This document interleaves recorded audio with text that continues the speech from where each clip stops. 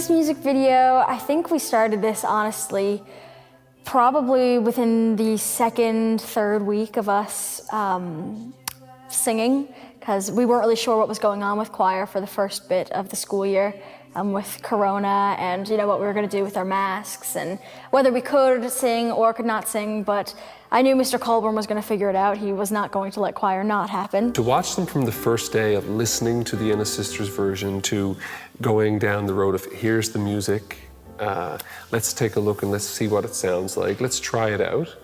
And to watch that, though, all of the students kind of collaborate with me, because it's not about me standing up and saying, this is what you're doing. I don't know what's relevant, or cool, so I have to go to them to get inspiration. So when I say, well, this is something that I think it's a great idea, how about we do this? Why don't we do that? And then they start to get involved. And that's when you see students really take ownership of things, and it's no longer school, it's like, this is ours. This is something that we have.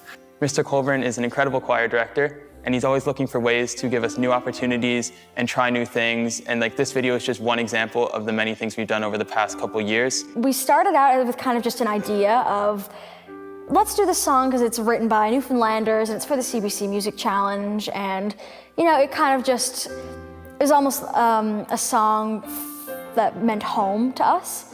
And then it kind of grew into this bigger concept of inclusivity and, speaking for everybody who lives in Newfoundland, not just us, speaking for the deaf community as well. I've heard a lot of deaf people online talk about sign language interpretations of songs, mainly from hearing people, and they just do movements and actions and stuff, and a lot of it is really it's really inaccurate and appropriative. People don't know the difference, so that's what other hearing people come to learn about sign language and stuff, when it's actually a language with facial expressions and different signs for words and stuff, and a culture that deaf people own. At a time in our lives, particularly right now with all that's happening in the world, it's caused a collective awareness on marginalized groups and the importance of providing those groups with the support and the voice that they need. Our involvement with this project provided us with many opportunities. A pivotal piece was our philosophy of nothing about us without us. I could see in our Zoom session that was held with the deaf choir member Paula, the opening of minds. And in that moment, I bookmarked it in my mind.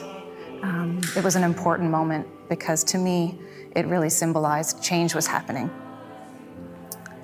And awareness is a cornerstone of change. I want to thank Robert for having an open heart and an open mind to allow me to be involved with the Holy Heart of Mary Choir. I'm so happy that I'll be involved with them. I want to spread deaf awareness of our beautiful language of ASL and our culture. And if you include deaf people in your project, it's not cultural appropriation.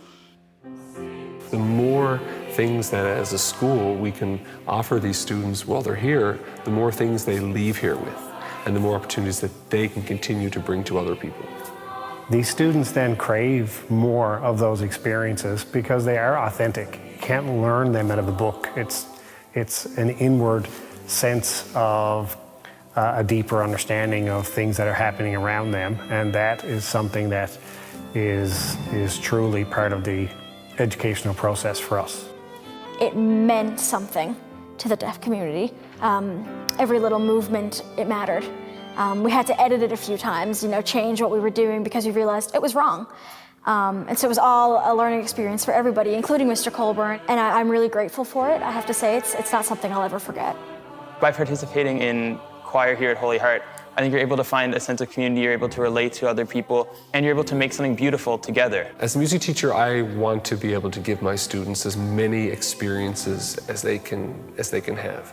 It feels great that at the end of the day, they're going to walk away from this experience and say, remember when we were in high school and we made a music video?